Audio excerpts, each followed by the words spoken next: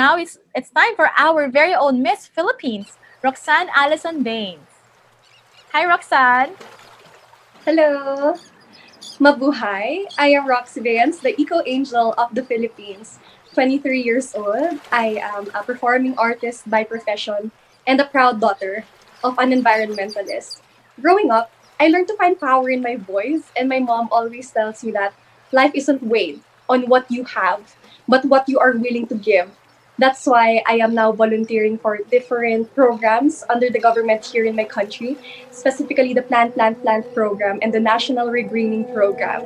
I chose my advocacy, urban gardening, and agriculture because mostly amidst this pandemic, this could provide food security, it could provide livelihood through sustainability, and of course, regreen Mother Earth. I also have a soft spot for animals, that's why I have adopted pets, and this is what motivated me to start my Straight from the Heart program, where I feed strays and pets in need. With all these causes, I constantly remind myself that I could do anything I set my mind and heart to, and that's why I'm here today. Thank you. Hi, Miss Philippines. Very nice Hello. meeting you. Nice Hi. meeting you. Okay, my question is, who do you think is more responsible for pollution, individual people or the government? I think it's both because all the people has done detrimental actions to the environment and we have to be honest about that. So it's all about working in solidarity and having collective efforts, whether it be the government or the people. We all have a responsibility and a role to play. And they said by 2030, our actions are already irreversible. So I just hope we work in unity to preserve Mother Earth. After all, there is no planet B. My question is also about tree planting. Do you have this environmental law in the Philippines that every student have to plant some trees before they graduate? And how could you promote tree planting activities in the Philippines? We have a similar law to that. Actually, it's called the aggressive greening program. But instead of students, it's those who want to build a house and those who want to get married. So the rule is you have to plant at least 30 trees per person for you to be able to put up a house or get married. So I think it's a good step towards sustainability, and I couldn't be more proud of my country for having that rule. Yes. Thank you. Miss Philippines, what is your greatest contribution in flattening the curve in Baguio City?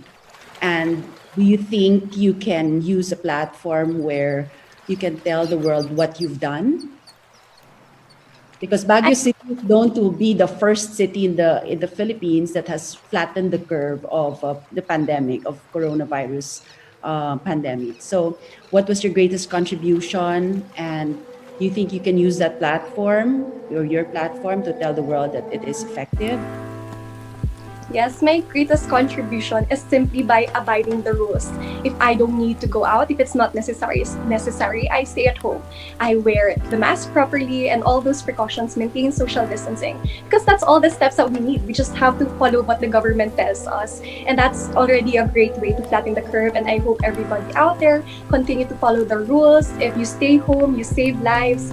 And we could battle this coronavirus in solidarity. And we are allowed to go back now to our jobs, not because it is safe, but because livelihood is important. So everybody, do not put your guards down. We still are battling the COVID-19 virus.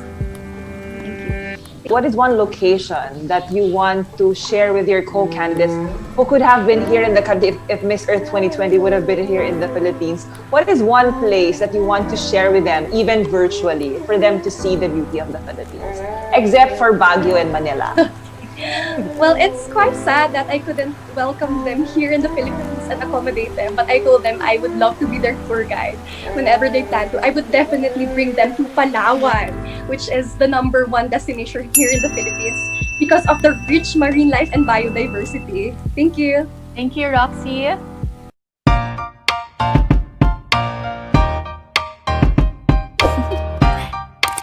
Do you want to know?